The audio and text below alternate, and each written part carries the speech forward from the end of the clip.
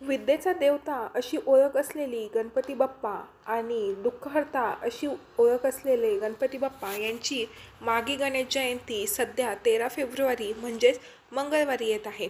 तर मंगळवारी ही जयंती येत असल्यामुळे या जयंतीला विशेष असे महत्त्व आहे. ही जयंती 13 तारखेला सुरू होणार आहे. तर चला तर मग या गणेश जयंतीची पूजाविधी, विशेष महत्त्व जाणून घेऊया. पण त्याआधी तुम्ही चॅनलला सबस्क्राईब केलेलं नसेल तर प्लीज चॅनलला सबस्क्राईब करा. व्हिडिओ आवडला तर लाईक करा आणि बेल आयकॉन प्रेस करा. दरवर्षातील माघ महिन्यातील शुक्ल पक्षातील गणेश जयंती म्हणजेच गणेश चतुर्थीच्या तिथीला गणेश जयंती ही साजरी केली जाते. या दिवशी भक्तिभावाने गणेशाची पूजा केली तर आपल्या मनातील सर्व इच्छा पूर्ण होतात आणि आपल्या जीवनातील संकटे नाहीशी होण्यास मदत होते. तर माघ महिन्यातील चतुर्थ तिथी ही सोमवार दिनांक 12 फेब्रुवारी सायंकाळी 5:44 चालू होणार आहे आणि मंगळवार दिनांक 13 फेब्रुवारी 2024 रोजी दुपारी 2:41 ही चतुर्थ तिथी असणार आहे. गणेश जयंतीच्या दिवशी गणेश पूजनाचा मुहूर्त हा मंगळवार दिनांक 13 तारखेला सकाळी 11:40 दुपारी 1:58 असणार आहे. अग्निपुराणांमध्ये या दिवसाचे महत्त्व आढळते, लिखाण आढळतं. त्यामध्ये असं लिहिलेलं आहे की जो कोणी भक्त या दिवशी गणपतीची मनोभावे विधिवत पूजा करतो तर त्याला मोक्ष प्राप्त होतो. त्याचबरोबर गणेश जयंतीचं व्रत आणि पूजा केल्यामुळे आपल्या जीवनातील संकटाचा नाश होतो.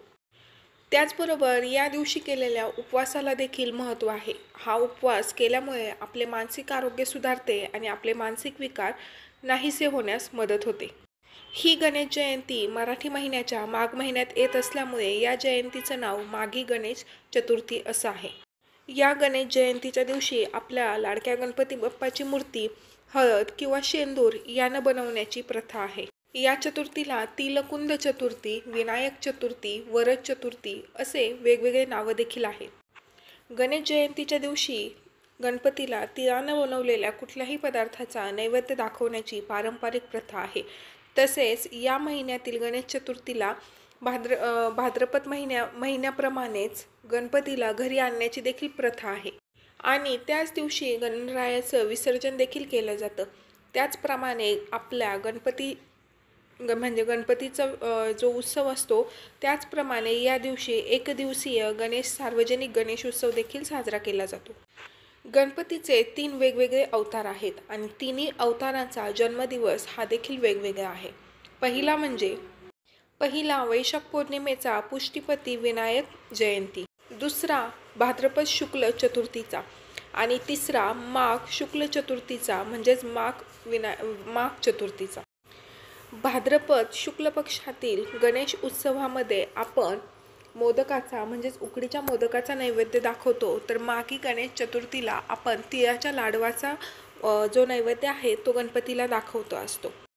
असं म्हणलं जातं की राक्षसांना मारण्यासाठी गणपतीनं 3 वेळा अवतार घेतला होता. त्यातील पहिला अवतार म्हणजे वैशाख शुक्ल पौर्णिमेचा म्हणजेच पुष्टीपती जयंती आपण ज्याला म्हणतो आणि यावेळी पिठाचा गणपती बनवून त्याला पूजले जाते. दुसरा अवतार म्हणजे भाद्रपद शुक्लाचा. त्यावेळी आपण मातीचा गणपती बनवतो आणि त्यांना पूजलं जातं.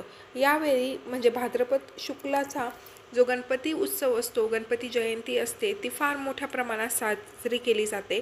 यावेळी घरोघरी मातीच्या मूर्त्या आणल्या जातात, त्यांची पूजा केली जाते, सार्वजनिक गणपती बसवले जातात. हे पूजन म्हणजे एकंदरीत संपूर्ण पृथ्वीची पूजा असते असं म्हटलं जातं. तर तिसरी जयंती म्हणजे माघी जयंती, माघी गणेश जयंती. याबाबत स्कंद पुराणामध्ये एक कथा सांगितलेली आहे. या दिवशी गणपतीनं नरांतक राक्षसाला ठार मारलं. यासाठी त्यांनी कश्यपाच्या पोटी विनायक म्हणून जन्म घेतला होता आणि त्यामुळे या जयंतीला माघी गणेश जयंती असे म्हटले जाते. या दिवशी धोंडीराज व्रत करण्यास सांगितलेलं आहे. या दिवशी उपवास करून धोंडीराज गणपतीला तीळ आणि साखरेचे मोदक लाडू करून नैवेद्य दाखवायचा असतो. एका वेळेस उपाशी राहून या दिवशी जागरण करायचं असतं असं सुद्धा सांगितलेलं आहे. तर या दिवशी तुम्हाला पूजा करायची असेल तर ती कशी करायची, तर तुम्ही मातीची गणपतीची मूर्ती आणून तिची पूजा करू शकता. त्यानंतर तुम्ही घरातील मूर्ती असेल तर तिलासुद्धा मनोभावे पूजा करून त्यानंतर त्या मूर्तीची आरती करायची आहे। त्यानंतर अथर्वशीर्षाचं पठण केलं तरी चालते। अथर्वशीर्ष केल्याने आपले मन स्थिर राहते, कारण मन स्थिर करण्यासाठी अथर्वशीर्षाचे पठण हे खूप म्हणजे उपचारकारक आणि फलदायी असे आहे। या दिवशी पूजेचा विशेष असा मुहूर्त नसतो, त्यामुळे सकाळी सूर्योदयानंतर संध्याकाळी 4 वाजेपर्यंत तुम्ही कधीही गणरायाची पूजा करू शकता। या वर्षीचा पूजेचा विशेष वेळ हा सकाळी 11 वाजल्यापासून दुपारी 1:58 मिनिटांपर्यंत आहे। तुम्हाला जर वेळ भेटला तर तुम्ही नक्की या वेळेतच गणरायाची पूजा करा। माघी गणपतीला 21 दुर्वा वाहाव्यात असं म्हटलं जातं, कारण की मातृदेवता ह्या 21 आहेत, म्हणून माघी गणपतीला 21 दुर्वा वाहाव्यात असं सांगितलं आहे। त्याचबरोबर गणपती हा 14 विद्या आणि 64 कलांचा अधिपती आहे। आपल्या मनाला एकाग्रता लाभते आणि हाती घेतलेली सर्व कामे सिद्धीत जाण्यास मदत होते। पूजा ही चिंताग्रस्त होऊन करू नये, काही चुकेल याची मनामध्ये भीती बाळगू नये। पूजा ही भक्तिभावाने अगदी श्रद्धेने करावी, त्यामुळे ही मूर्तीपूजा तुम्हाला खूप फलदायी ठरेल। आणि पूजा करताना तुम्ही शांत चित्त मनाने पूजा करा। व्हिडिओ आवडला असेल तर लाईक करा आणि चॅनलला सबस्क्राईब करा।